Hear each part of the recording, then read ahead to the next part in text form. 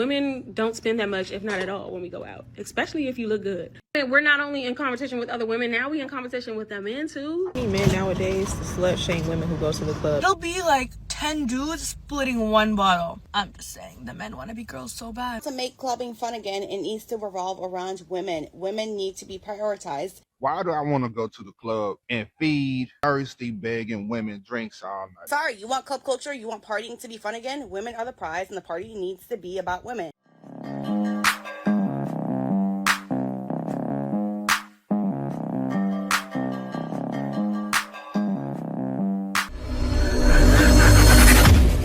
I just saw a TikTok of a guy talking about how club culture is dead now because it's no longer women-centered, it's male-centered. And baby, you ate with that. I mean, I get it. As a business, I would want to focus on the people who spend the money, which is the guys. Women don't spend that much, if not at all, when we go out, especially if you look good. So you said you would want to focus on who spends the money, the guys. And that's exactly what's happening. They're focused on the men. They want to make sure guys come there and spend money. I say to them, they're interested in making money. Of course, girls are needed in the club. But if the guys are spending, ain't that who you want there? I think it's smart business. But that's where we lost the recipe because the women bring the men out. Now we have situations like now, 3 years later, and we have events like Metro Boomin's event, and the men wouldn't get off the stage. They want to be bad so bad. It's so annoying. As a woman, we're not only in competition with other women, now we in competition with the men too. You pushing me to get next to the DJ in the stage? I'm going home. See, this situation is weird. Why is it weird? Because we don't see you as competition. Why did it become that way? Men don't look at you and say, yeah, I want to compete with that girl. She looks like she can arm wrestle. Of course not. Men see other men as competition. But what's happened in the past, I would say 5 to 10 years, it's gotten out of hand. Look at you. You're all talking about the club, and that's your rest haven. That's where you feel most at home. You like to go there after working a hard, long week, spend money, get drunk. And what's happening is guys, they're starting to say, I'm going to keep going out. I'm just not going to deal with you. And you could tell from these next couple of reactions people do to what's happening in the club scene. Take a look. Is dead is because everybody is super judgmental. Like, think about it. So many men nowadays slut shame women who go to the club and dance and enjoy themselves. And then on the flip side, it's a lot of people who record men who actually do dance in the club and make fun of them. Like, what is he doing? He embarrassing himself. He's scaring the hoes, all of that good stuff. And it's like so backwards because I'm pretty sure if you ask a millennial or Gen X or even boomers, they didn't like, that's the point. You go to the club to dance with people, to enjoy your time, to meet people. So to go to the club and basically be a voyeur with a camera and judge those who come to the club for its intended purposes is foolish. Like, truly. Nobody asked for, but I'm simply going to yap and y'all are gonna listen. Thank you. Everyone is saying the club culture is dying and I could not agree more. I feel like I have a little bit of knowledge about this and I feel like I can yap about this because I've worked in the club industry since I was 20. I'm 24 now. I'm kind of lessened it a bit because, like I said, the club culture is dying.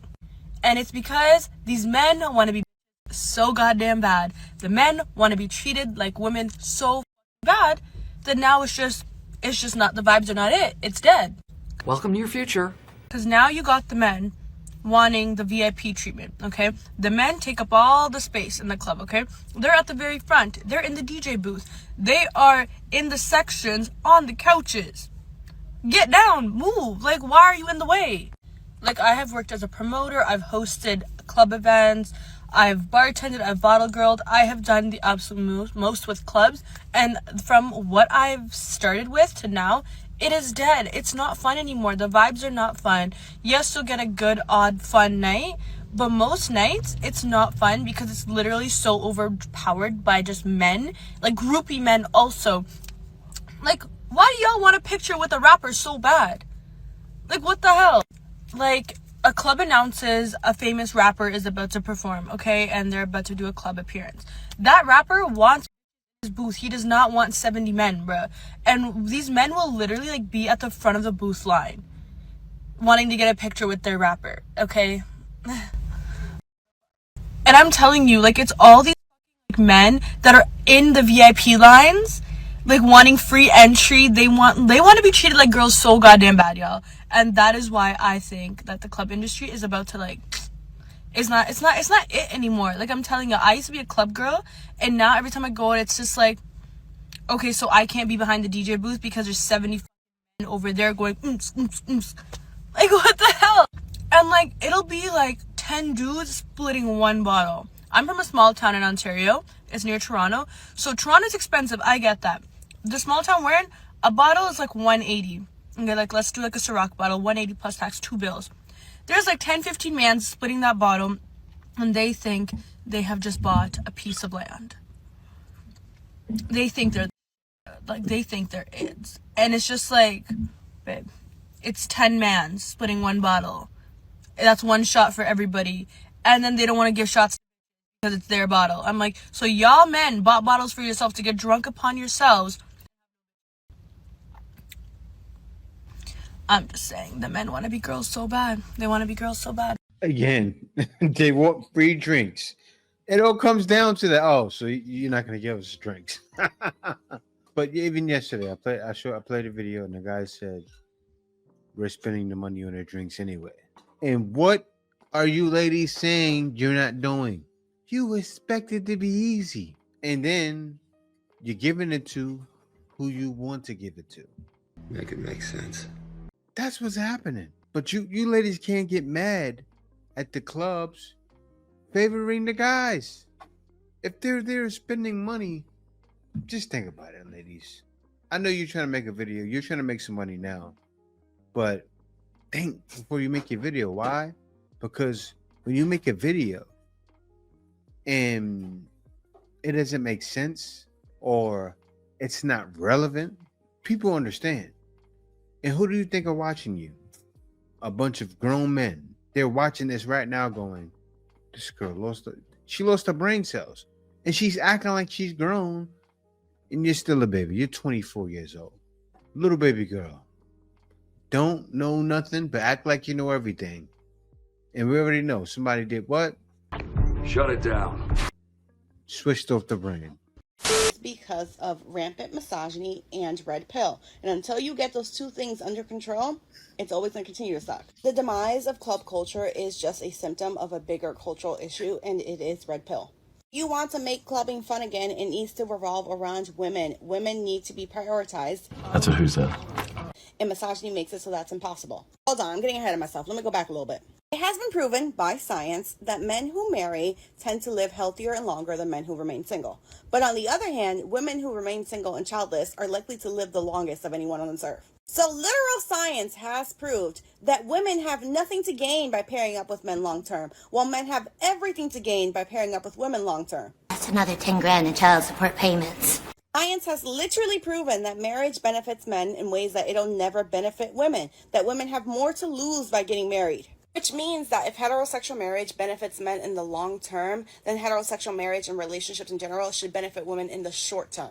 That is the reason why when you go on dates, you shouldn't be going 50-50. That is the reason why when you go on dates, he should be covering all of it. Because he needs to make it worth it for you in the short term, so that in return, you can make it worth it for him in the long term. The incessant need to be right. Are you following me? Because what you are subtly reminding them is that, hey, unfortunately, you need me more than I need you. In the long term, you stand to gain more from this marriage. Argue you into the ground. If you've ever dealt with somebody who absolutely needs to be right. From us getting married and having children, you stand to gain more than I do. If we are applying the same concept of long-term versus short-term gain, apply that to club culture as well. Club culture was over and dead and shot in the back of the head the minute that the price of entry was the same for men and women. The club should actually always be free for women. They will force themselves to be right. People who need to be right tend to be masking insecurity. Because a club full of beautiful women will always bring men. It'll always bring men to it, right? Those days are over. A club and a party that can exist of just women will thrive and be perfectly fine. A club that is full of just men, no one's going to that. A club full of just all women will bring out other women. We see it all the time. They throw parties for just specifically women all the time, and those parties will be packed to the brim. A party advertised for just men, and that's meant to advertise to heterosexual men, is not going to bring out more men. The only way that club culture that is specifically targeting their core demographic is heterosexual people, the only way that it thrives if it revolves around women. Sorry, like, they are the star of the show. Get off that table. You're not a diva, babe. Leave it to the girls. Get down. Back in my day when I first started clubbing, the club was always... This is crazy because obviously you can see they don't understand it revolves around a dollar bill, y'all. Who is spending? Who is buying bottles? The video I did yesterday was the perfect example. The girl was a bartender. Not a bartender. She was like a hostess or waitress. And she served drinks. And she said when she saw a table full of women, her heart started fluttering. Why? Because you're not spending the money. The men are tipping. You know what they're even saying? You look good to that girl. They're flirting and tipping more to impress. That's what misogyny's doing. Paying. full to the brim with women. Because back in my day, I could be dead broke and I could still go out. As long as I had an outfit to wear and me and my friend had $20 to buy a bottle to pregame with, we could go because the club was free for us. Those days are over. We would go off 4 nights in a row. You want to know why? Because the club was free to us. And every single time we went, guess what? It was packed to the brim. And one step further and said the attitude of making women pay entry in the same exact amount of entry fee as men instead of letting them in for free is the exact reason why men don't really buy drinks in the club anymore as well. Because if you let all the women in for free, right, if the ticket price was supposed to be $35 or $40 or whatever it was, and you let the women in for free, guess what? I walk in there, guess what? Now I'm up $40. Now I have $40 to drink with. Like, oh, great. Now it's like I can buy 3 or 4 drinks. Now I'm good. So throughout this night, I'm not going out of my way to approach men first and try and make small talk with them in hopes that maybe he'll like me enough to buy me a drink because I'm like, girl, I'm good. I have my extra money. I'm good. So that forces men to have to walk up to women and immediately offer to buy them a drink because they know that the women don't really need them. So they have to essentially bring an offering, a gift, as a way to open up conversation. Because the club has created... I don't know what world you all are living in. ...an environment that has already told you that women are the prize in this room, right? That women are the valuable ones. That women are the ones who are bringing the experience, who are making this a fun event. And therefore, they understand they need to get in their good graces as a way to have a good night.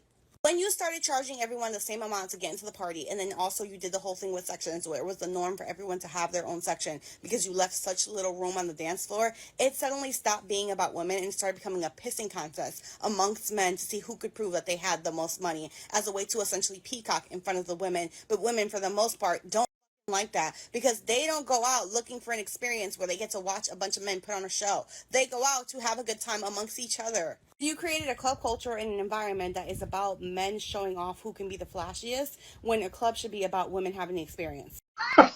You can't make this shit up.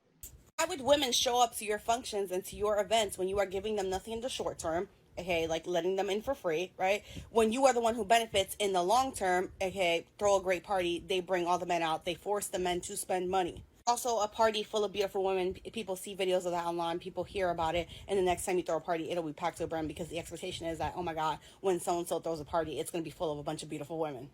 Sorry, you want club culture? You want partying to be fun again? Women are the prize, and the party needs to be about women. The DJ needs to be playing music that is specifically for the women. The party promoters and the people need to be letting in the women for free. There should be, at the very minimum, drink specials that are specifically for the women. There is a reason why in the early 2000s, when you went to the club, there was going to be a long line of men waiting outside while the bouncer was letting in 10 women and 2 guys.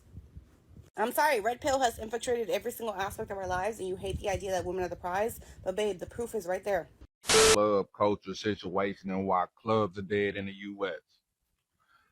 But I'm going to tell you, as a dude, why do I want to go to the club and feed and give a whole bunch of women drinks all night? My point exactly. Thirsty, begging women drinks all night. Hey, how you doing? Oh, I need a drink. I'm thirsty. Hey, what's your name? Ooh, you gonna buy me a drink. How's your night going? Ooh, I'm hungry. Don't you want to get me some wings? Always complaining. I'm hungry. What? Why do I want to go to a club where the women are begging all the time? All they do is beg. I can't speak.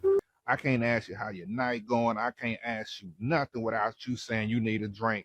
Or you need to be compensated for your time as if my time ain't worth it. My time got value too. I had to get fly. I had to put on some cologne.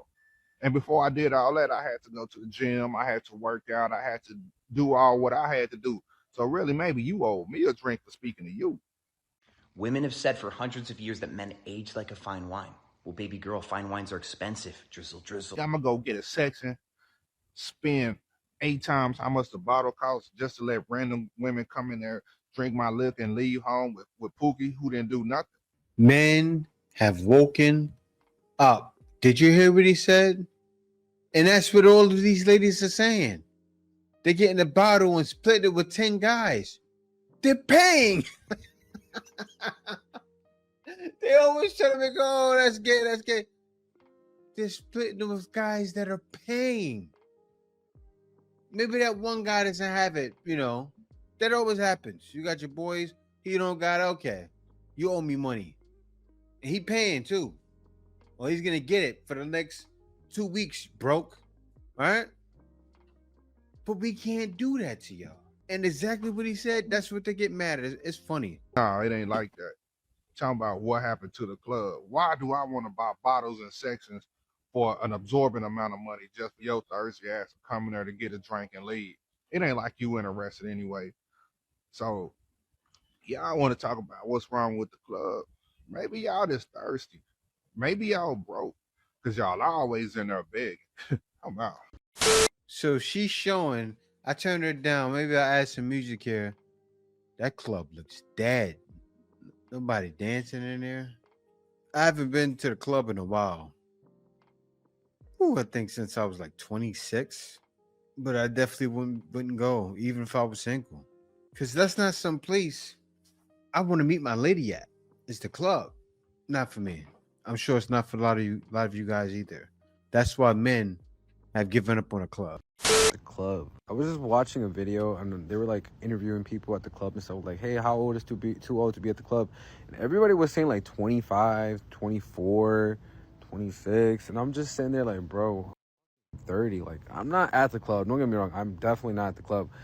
I go to music festivals. I go to raves. I go to shows, concerts. But you were not going to catch me at the club. But I was at the club recently for the Raul Alejandro concert, the after party, because it's Raul Alejandro, you feel me? But the way that people move in there, it really is a lot of tomfoolery going on. A lot of kids in there, and like, it's just so different now. The crazy thing is, these letting anybody in there, like little ass kids, like 19, 18-year-old kids, and you can like definitely tell by like the way they dress or the way they carry themselves. It's just like all of it, you know what I mean? I don't really club just because the vibes are not like always the best. I don't know. I stopped doing that a long time ago.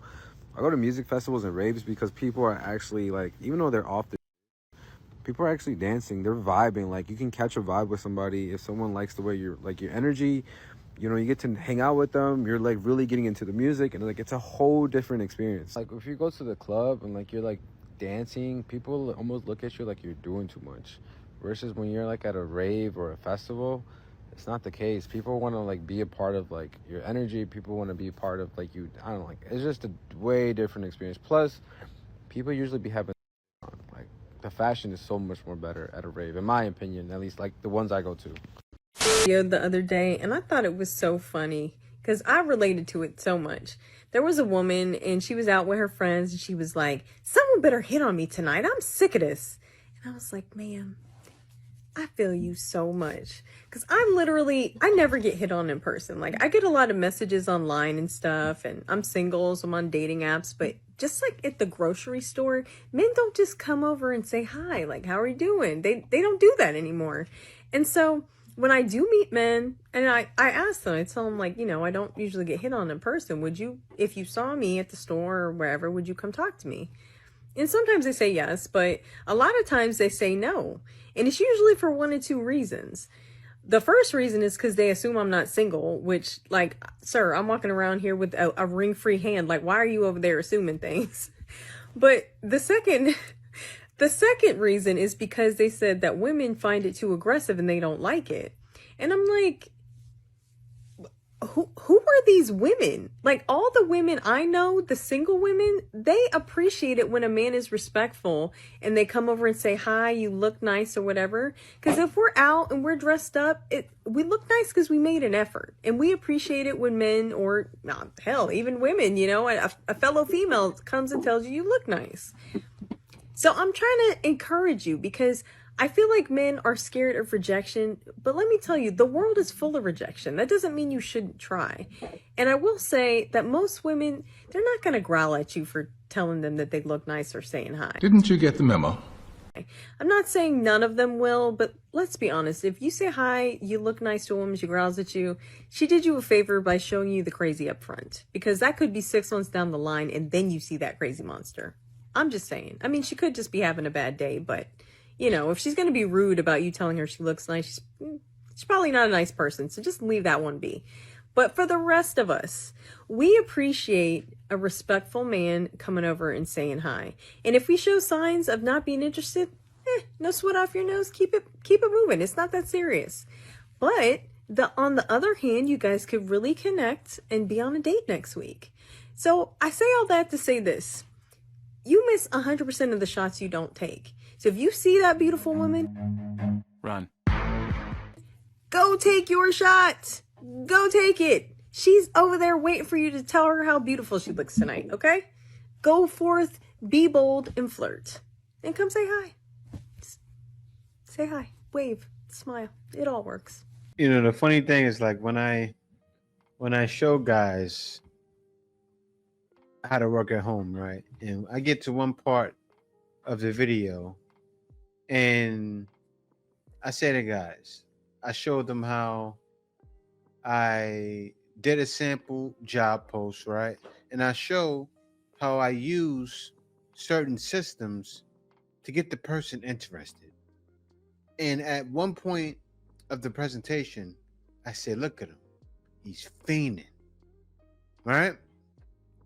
He's fiending. He really wants me to work this job. I show how the guy messaged me day after day after day after day. And you ladies are doing the same thing. You're making video after video after video saying, please come talk to me. And men are saying, no, I don't think so. I just had a man pick me up for a date. He asked me if I was a man in the car. I said yes. This man turns around and takes me back home. Now, this is a very prime example of somewhat fragile masculinity, but also dishonesty. Not on my end, but on the end of the suitor. Sir. So it's fragile masculinity because bro didn't want to smash bananas with you? What? This situation could not have gone any better for you. Like, actually. Bro said he met him at the club, right? They were cooling. They were vibing. They were bantering back and forth. They even kissed each other. They even kissed. And then bro tried to say, well, I'm flat-chested. You know what I'm saying? So he should have known I was a man. Like, there aren't women out here that are flat-chested. Long story short, they're talking all week. He picks him up and says, hey, I didn't know how to ask this over the phone because I didn't want to offend you if you ended up not being one. But are you a man? Bro said, yes, I'm a man. I'm just a very feminine man. He pulls over, mad respectful, says, I've never been put in this situation, but can I take you back home? And then he said, yeah, bet we can. But this is the part that really annoyed me. His problem is if you had an inkling of a thought or you felt any type of way, you should have quite literally just asked and been honest. You talking about being open and honest from the beginning, but you didn't even tell bro you was a bro. Oh my goodness. You should be happy he didn't pop off on you. Like, respectfully. Mans could not have handled that any more respectful than what he did. You're weird for not telling him that you're a man, because I know that you knew that he thought you were a woman. You should have disclosed. You're weird. Matter of fact, that's even predatory behavior. You withheld information to get what you want. That's what you did. You knew damn well if he knew you was a man, he wouldn't have kissed you on your mouth. You are very weird. Very weird. Catfished on a dating app in this day and age, but here's what happened. And before you come for me, yes, I did all my research ahead of time. Now, this happened to me about a year ago, but she recently just reached out to me And I think she must have lost her complete marbles to even reach out to me after the way our date ended, but you can tell me if I'm wrong. So I matched with this girl on Hinge, and we had a pretty good conversation, and it was about time for us to move to text. But the problem was I was going to be traveling for the next 2 weeks. So I told her that I should just add her on Instagram and I can always message her when I get back. She said that was totally cool, gave me her Instagram and gave me her phone number, and we went from there. She was a joker, which I actually really appreciated. So we stayed pretty consistent on our contact, even though I was traveling. And she was sending me memes and stuff on Instagram. She had even added me on Facebook. So I actually got absolutely zero red flags from this girl whatsoever. So when I got back, I said, hey, we should finally meet. We should go to dinner. She said, absolutely. There's this restaurant I've been wanting to try. Have you tried it? Now, I didn't tell her that it was my friend's restaurant that she had actually suggested, but I said, absolutely, let's go to it. I would love to go there. So we set a date for Friday night and said that we'd meet around 8 o'clock. Now, we made this plan on Monday, so keep in mind we were still in contact throughout the week, sending memes on Instagram, texting, and even a few messages on TikTok as well. So 7:45 comes on Friday night, and I tell her I'm going to be at the restaurant a little bit early, so she can just let me know when she gets there. So like I said before, this is my friend's restaurant, and I know a lot of the people working there. We do go there a lot. So I know the hostess, I know the waiters, etc. So they seat me pretty quick, and they brought out a bottle of wine, and they also gave me some appetizers. So I'm pretty locked in at this point, and I'm just sitting and waiting at the table. 8 o'clock comes, 8:15, 8:30. She sends me a message and tells me she's running late, but I didn't expect it to be that late. Now, I've had a few glasses of wine, and I've eaten some of these appetizers because they've just been sitting there. Now, 9 o'clock rolls by, and both the waiter and the hostess are like, hey, what's going on? Like, are you getting ghosted? And I know she's still texting me. She told me she was on her way 20 minutes ago. I'm not sure where she is. Now, by that time, I'm kind of losing steam, and both the hostess and the waiter are kind of like making cracks at me, making jokes at me. And I'm like, you know what? I don't really know what to do. I call her around 9:15, and she says, I'm almost there. And I was like, okay, an hour and 15 minutes late is kind of crazy, but it's going to have to do. So I walked over to the hostess, and I said, hey, this girl's actually almost here. I know that you guys are almost done seating, but her name is blah, blah, blah. This is what she looks like. You know, just bring her over when you see her. The hostess is cool and says, absolutely, I'll bring her over as soon as I see her. You know, around 9:20, 9:25-ish, I'm looking at my time. I'm like, okay, maybe she's really not coming. When I look up and I see the hostess walking over, she has a big smile on her face, and I'm like, what is she looking like that for? And I see that somebody's walking behind her, but it is definitely not the person I'm talking to. So I don't even regard it, and I look back down at my phone. So the hostess comes over and taps me on the shoulder and says, Jordan, your date is here. This is Katie. And I said, oh, hello. I look her up and down, and I'm definitely confused. And I'm like, this is not the same person. And I don't mean by that a filter or makeup or any of those things, edited pictures. I mean, this is not the same person. Now, when it comes to situations like this, I am non-confrontational. I'm not really sure what to do. I had also been there for an hour and a half. I'd also had a few glasses of wine. So I just went along with it. I'm not really sure how to say it, but she sat right down and jumped into conversation that we were having on text message, and I just went along. Now, I tried to keep this date short, but they kept bringing over more food. People kept doing stop and chats, and she actually kept ordering more shots. So we actually ended up sitting there for 2 hours, but it felt like 6. When it was finally time to go, it was around 11:30 at night. I said I would walk her back to her car because where we are, there actually are a lot of homeless people, but I literally just wanted to drop her off at her car, run to mine so I can call my friends and try to figure out what the hell just happened. Now, when we finally got to her car, she did the lingering and fiddling with her keys thing. I was just a little bit taken aback, but I hesitated too long, and she aggressively pulled me in for a kiss. I immediately reacted, was like, whoa, hey, no, maybe not tonight, and kind of like did the cheek thing, and she was so shocked by this, like baffled. So I kind of like backed up, looked at her, gave her a quick, goodbye, and then ran out of there. So I get back to my car, and I'm sitting there, and I'm like, whoa, this was not the same girl. I need to look at Hinge. I need to look at TikTok. I need to look at Instagram. I need to see what just happened. What did I miss here?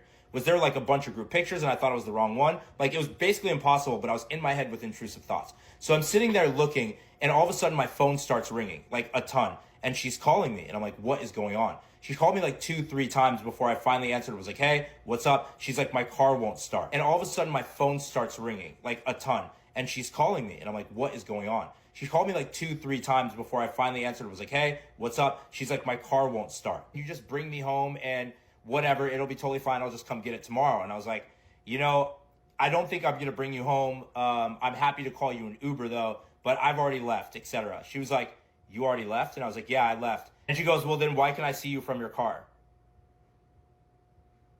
So I put my window down, and she's literally staring like right across the street, just staring at my car. And I said, hey, I just don't feel comfortable bringing you home. And she said, why? And I was like, well, That's when I finally let it out. I was just like, I gotta say it. But I'm like, well, you're not who you portrayed to be. Who are these pictures? Like, what is going on here? And she was like, well, what do you mean? Blah, blah, blah, blah, blah. She was acting like I was insulting her in some way. But I was like, these pictures aren't you.